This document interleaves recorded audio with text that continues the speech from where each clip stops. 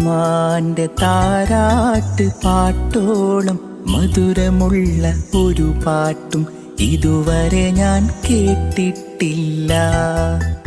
ഉമ്മാന്റെ ചുണ്ടത്ത് വിരിയുന്ന ചിരിയോളം അഴകുള്ള ഒരു ചിരിയും കണ്ടിട്ടില്ല.